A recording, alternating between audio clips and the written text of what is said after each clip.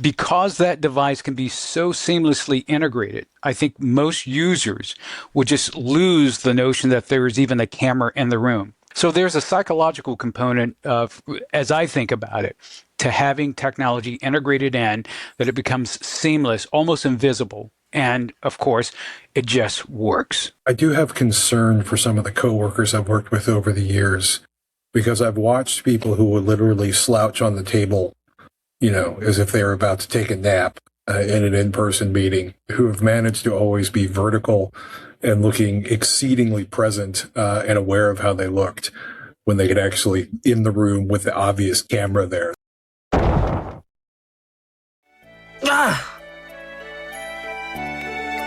How do you manage to sleep standing?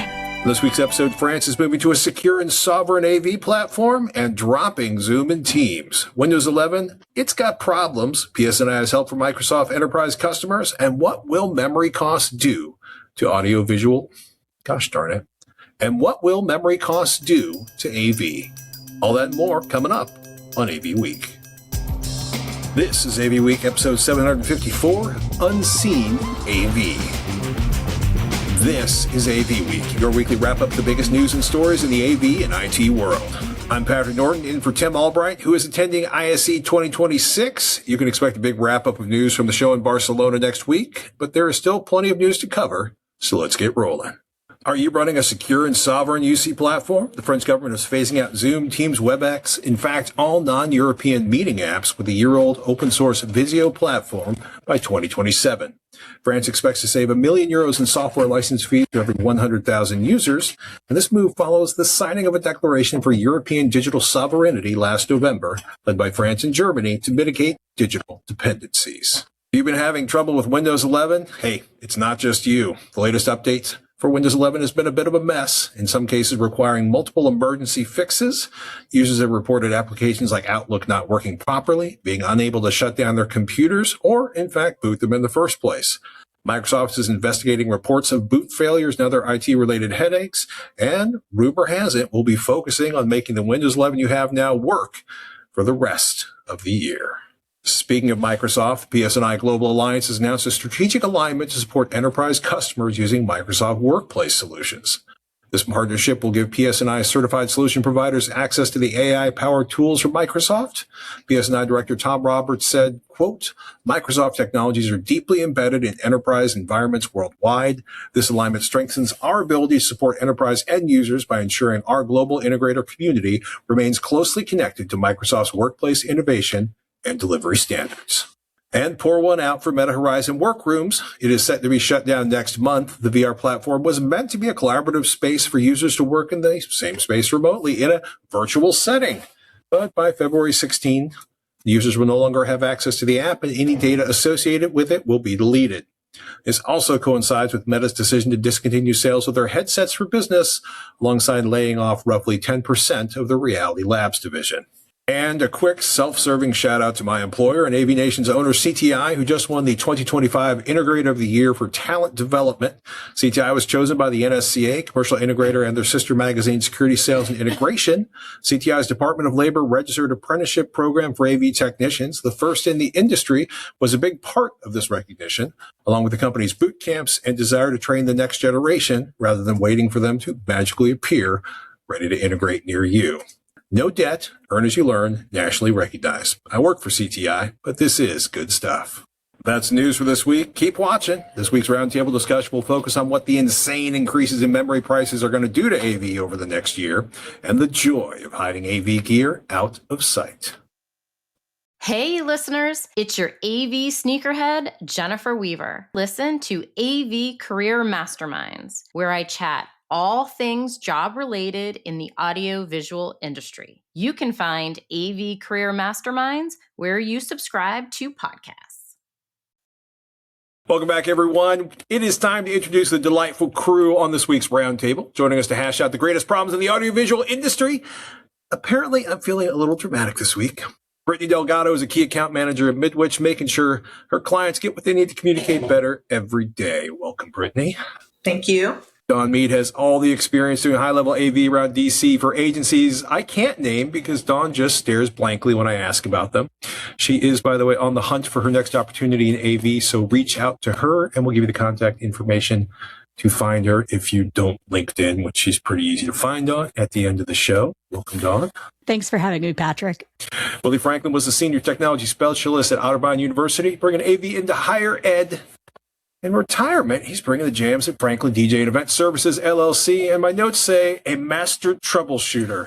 Yes, indeed. Great to be here along with my FM dipole antenna, because why stream when it floats in the air for free? There is nothing wrong with that at all, having knitted wiring in the attic of my parents' house at the other end of Pennsylvania, with my dad going, why is there 70 feet of copper in the...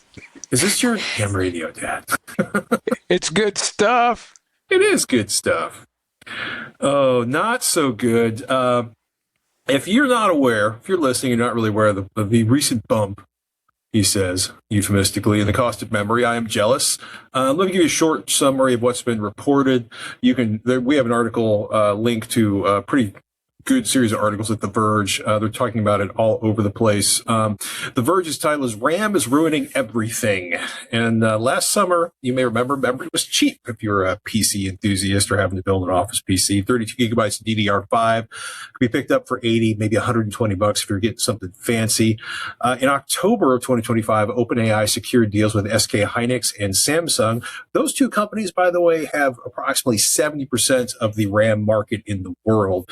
Add in Micron, and you've got roughly 93% of the RAM market in the entire world covered. But OpenAI secured deals with SK Hynix and Samsung for 40% of their RAM output from each company. Prices started to climb, and the same sticks today are easily $300 to $400. And before you say, I'm not a gamer, I don't use a desktop, try to remember that RAM is in everything, including commercial AV gear like TVs, video bars, everything you use to feed the signal into your video wall. I won't even get into phones, the compute in your conference room. Panel, and I know at least one of you had a discussion this morning about this one. How are you thinking about how the cost of memory going stupid, to use a highly sophisticated technical analysis term, is going to impact integrations this year? Well, I guess I'll go ahead and kick it off since I had to have a discussion about it this morning. I honestly think right now in our industry, we're not really looking at it how we should be looking at it. It's going to be kind of a situation where when we start running out of things, it's like, well, why? Why? And then the RAM conversation will come up. We'll be after the fact. You know, nothing new over here. But I really think we need to start pre-planning. And as a distributor, you know, coming from that side of the industry, it's very, very important to start having these conversations now, especially considering our buy cycle. People are now still looking at projects into Q3 of this year. And if you think you're going to be able to get, you know, these chips at the same price as of today, it's not going to happen. So it's really important, I think, as an industry, we need to start talking about it now. We need to start preparing for it now. That way we can avoid what happened, you know, during the COVID times, the dark days, when we couldn't get our, couldn't get our hands on anything. Yeah, Brittany, I couldn't agree more. And I like the fact that you preface it from a standpoint of the buying cycle. You know, that's very important when one thinks about planning for the future. I immediately kind of pivot, and it's my brain, I pivoted to draft beer. From a standpoint that if you're in that industry, you're probably buying your hops and barley well in advance before those products come to market, before they are come to yield, right? The same thing is happening in that chip market.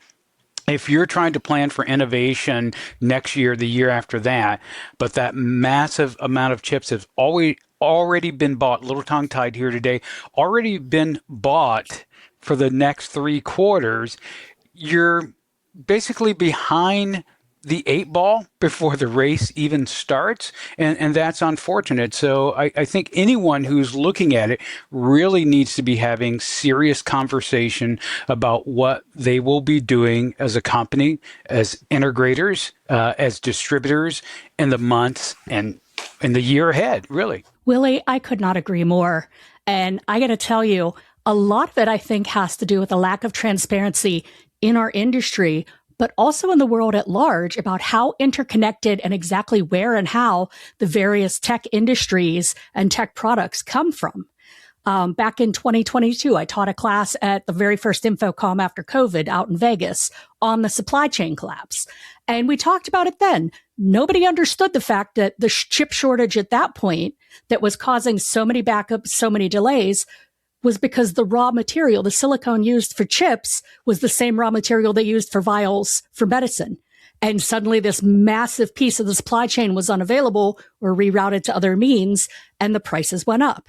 People didn't understand that the same glass factory building the large screen displays builds every single one of these that we have. And this is a bigger market overall than some of the big screens. So all of that got rerouted. And it's a similar thing here. People don't understand that the same companies, the same chip manufacturers that are making chips for AI farms are the ones that are responsible for all of the products that we use. So when they aren't aware of this thing, and we've gotten so spoiled over decades of inexpensive, easy to access technology, that when something like this comes along, 2020, 2022, today, we're not prepared. And so we need to start educating. And as you said, think long term, get our customers thinking long term, let them realize that this could change. This could change in a minute. There could be a strike at the ports. There could be a new set of tariffs. There could be any number of things in today's global interconnected economy that are going to cause our products, our projects to have massive delays and massive cost overruns. And not planning for that is the death knell, not just to AV, but to technology in general. I like it when someone's even as wound up even more than I am, because because part of what I wanted to say is, how are we feeling as a group about our positioning versus, say, late 2020, 2021, when the wheels were falling off the entire just-in-time supply system. My favorite story was basically a guy that was running a manufacturing facility who had been fighting for years with corporate. They were like, you can't order more than, 60 days supply. And he typically was pulling 6 to 9 months, I think the story was. And his unit was literally the only thing bringing money into the organization for months. And everybody looked around and was like, maybe we can not just in time quite so tightly. I mean, are we feeling, is this as scary, or, is this more scary than COVID supply chain issues? Or does it feel like it's going to start creating something that's just as atrocious as the supply chain issues in COVID? Because that's the other thing, is nobody is expecting, best case scenario, is either OpenAI collapses and breaks all their contracts, and there's suddenly a ton of memory available for sale, which will still take months to figure out how to get into products, or B, that we get to 2027 and there's enough capacity available at that point, because the massive AI facilities for this year. But I don't hear anyone saying memory supply is going to loosen up before 2027. I mean, Dawn, I think you sound deeply concerned. That would be an understatement. I am deeply concerned, but we also have to look at it this way. We need to start the education process now. We need to start thinking ahead and planning now. But it took us, the 40s, the 50s, the 60s to get all of the offshoring and the just-in-time, and all of those things took decades to develop. Well, now a lot of us in the business world, we weren't alive during that. That was our parents. That was the last generation that got us to where we are. It might take another generation to get us back out of it, but we need to be preparing in advance, look at where we've been and start thinking, maybe we do need to keep 90 days worth or 3 months, 8 months, a year worth of product in hand, even if we're going to say we're just in time. Maybe we need to start planning with that in mind. And then if we end up with a glut, hey, we can have sales. You know what I mean? It's easier to sell something for a little less money as a perk for the customer than it is to say, look, we got nothing. You're out of luck, because AV, we're vital, but like chips are in medical equipment. Chips are in things that are required for life and death purposes. So if there's going to be a global shortage, we're not the only ones going to be hurting unless we're in the hospital requiring some of this. You got to think big picture and start the education process now. And it's it's a very big picture because, of course, it also includes automobiles and everything else at this point. Brittany, you're calling somebody Monday morning next week. Where are you starting this conversation with them? Well, the first thing I'm going to see is if they've even heard the news, because I am wondering if even anyone's even thinking about this at the moment, besides us that, really rely on the supply chain. Being in distribution, the supply chain is very, very important to us. We need to be able to have product available to keep these projects moving. If I have to make a phone call on Monday, I am going to ask, hey, where are you at with some of those LED projects? Because LED is an industry that I think people aren't really going to understand the amount of chips unless you work with it on the daily. How many chips are involved in just one singular LED wall? And I'm not even talking about just the processor or controller. I'm talking about the chips in the panels. So those are going to be the conversations that we have. Have you heard about this upcoming? Where does this project stand? I think it's time for us to discuss the timeline, the purchasing timeline, and also availability and securing in-stock inventory here in the States, because it is going to become a problem. And, like Dawn pointed out, these chips are in other industries, not just our industry. So if it comes down to it, is the AV industry going to be prioritized, or is that medical industry saving lives going to be prioritized? It's definitely something we have to consider and think about now and talk about right now. Not to create panic. No one should go out and panic buy, but you have to talk about it. I feel like that the education piece is very important. So to both what Brittany and Dawn have shared there, I find a part of the educational challenge is, during COVID, when the supply chains were broken, there were a lot of things that were very visible that we could see, that we could understand. Lack of personnel at the ports. We can understand shipping manifests that had to change. We can understand empty factories. But when I look at this challenge, it seems to be more boardroom related, more corporate positioning, market share relating. In other words, who amongst us at a glance can see the growth and data centers and the amount of chips that are needed for that? Who amongst us could easily see the advancement that we're seeing in robotics that rely heavily on chips as well? And certainly when we think about AI, we hear it, but who amongst us see all the granular detail that's involved in making it work? So, you kind of are forced to back engineer as we think about our roles and developing the infrastructure that makes it all possible, right? Gone are the days where you could easily associate cause and effect. And one of the simplest example would be if one thinks about the bird flu and needing to destroy a massive amount of chickens, not to depress anyone, but all of a sudden the price of eggs go up, right? So if you're a bakery and you're trying to put a product out there and fulfill a series of orders, but now your costs have gone up exponentially, then the person who buys that donut, that croissant, whatever product you're putting out, now pays more, right? Simply because of the bird flu, the destruction of those chickens, the lack of eggs, and the increased price of eggs. It's very similar to what we see happening with chips and the pricing. But unfortunately, it's not so visible because the problems are huge, right? And I can't help but wonder behind the scenes how many high-level boardroom discussions are going on, how much litigation is going on, how much lobbying is going on to allow those three powerhouses of companies to basically gain and maintain a tremendous amount of market share. And to be gut level honest, while you can open up a bakery here and there, not to besmirch anyone, chip manufacturing is highly specialized, right? It's like medical equipment. Not everyone has the capacity to do it. Don touched upon the need of raw materials and how those raw materials are shared in a multitude of industries. And then how do you create such a unique product without having a clean room, and all that infrastructure demands. So, yeah, it's to think about all the granular components kind of make my head spin. But the educational piece is very important. And how do we get that out amongst our peers, amongst distributors, manufacturers, and of course, the end users? Yeah, and you're right on. It's the education part that's going to be vital.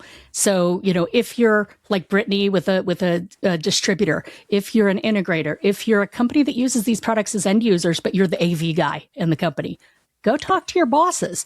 Go let them know that this is going to be an issue and start bringing it up. If you used to work with Willie or you're a member of HETMA, go talk to your business department. Get them to start teaching your business students, your people that are going to be the future leaders that are going to be dealing with supply chains like this, and tell them, hey, you need to be aware that this is coming, because in today's world, unless we get an EMP that blocks out all technology in the planet, we're going to be using chips. It's going to be around. So this is not a problem that's going away. So we got to start somewhere. We got to start today. The old proverb, the best time to plant a tree was 20 years ago. The second best time is right now.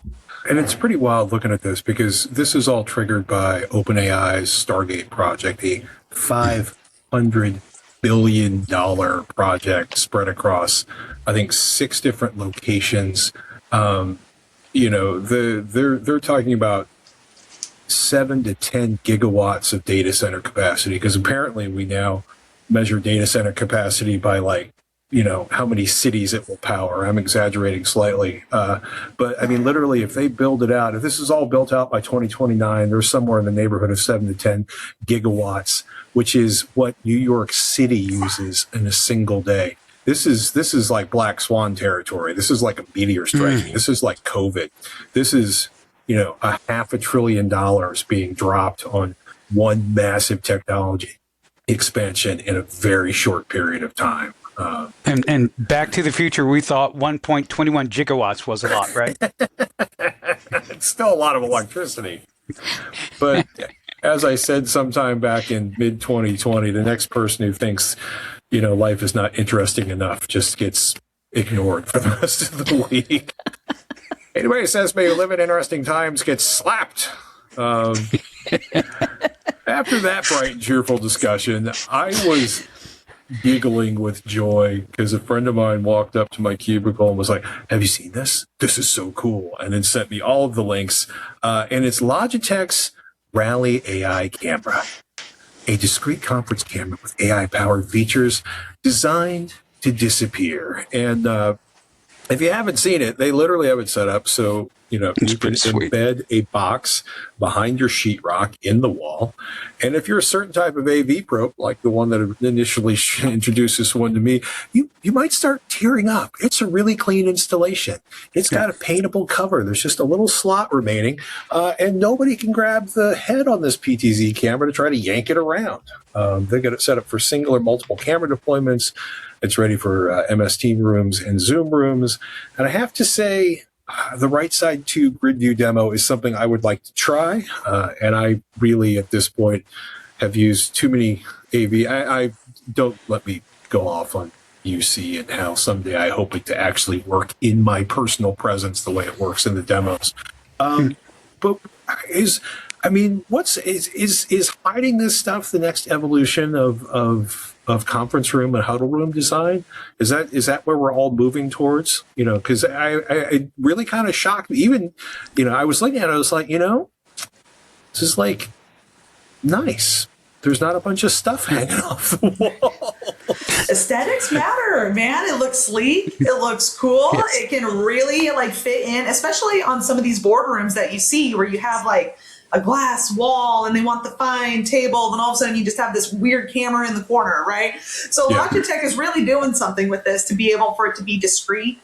And I love what you said about not being able to touch the camera, because end users never do that. Never do that, right? Yep.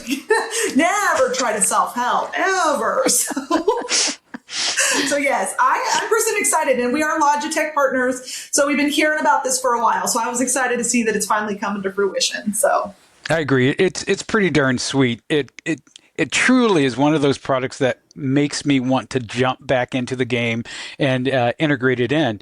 What I truly like about it is the ability to conceal it. It's an impressive piece of technology.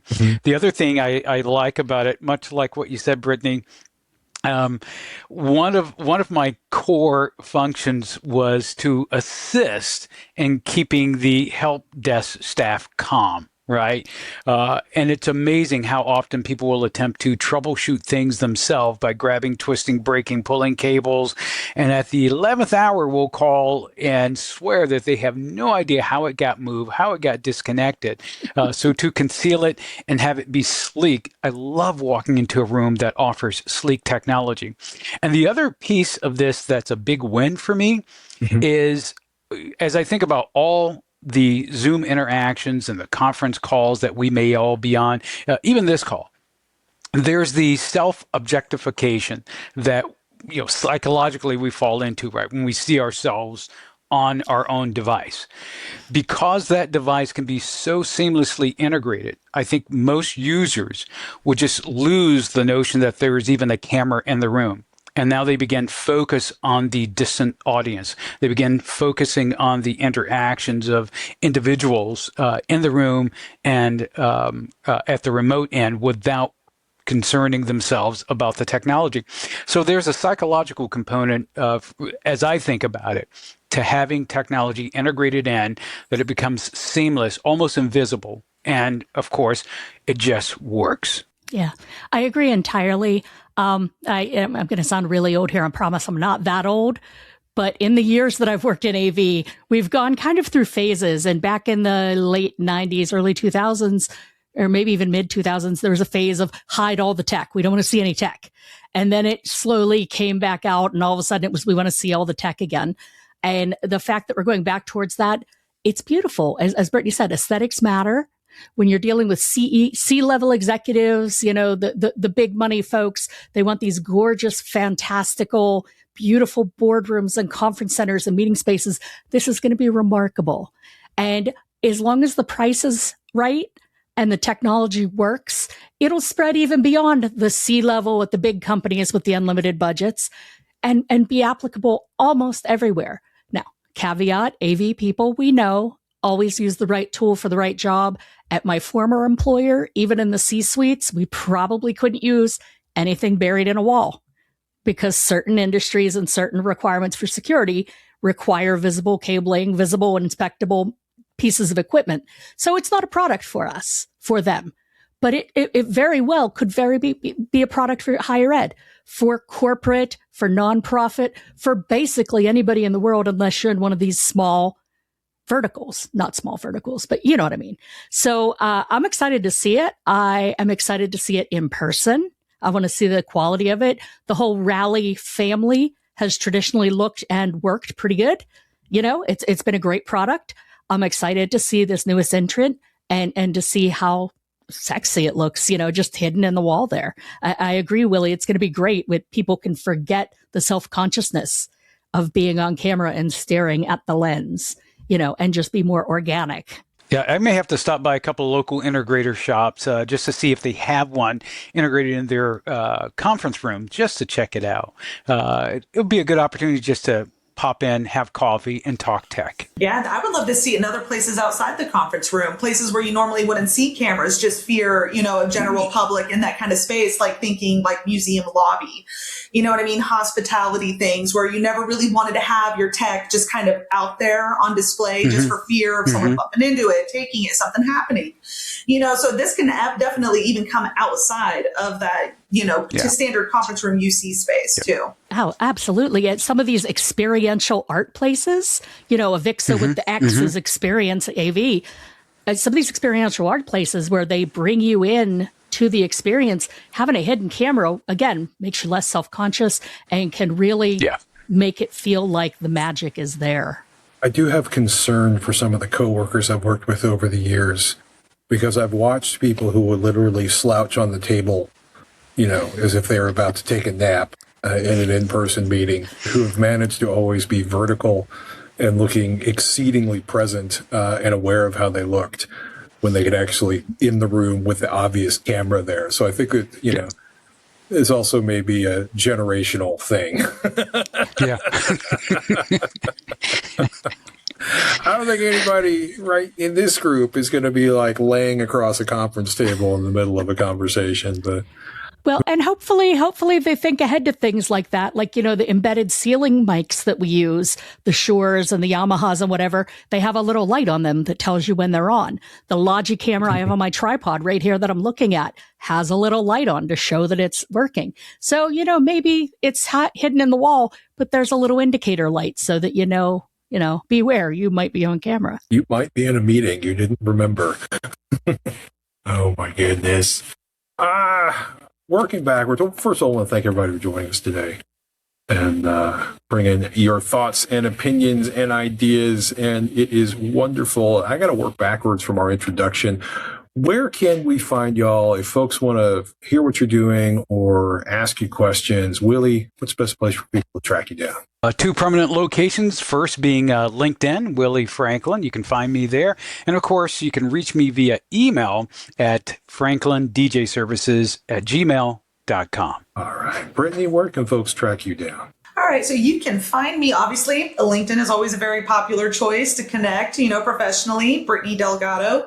And even though I'm not going to be at ISE with the Midwich team, I do want to make everyone aware that Midwich does have a presence at ISE. And if you have time, swing by the booth, Hall 3, booth 3P700. So love for you to connect with us.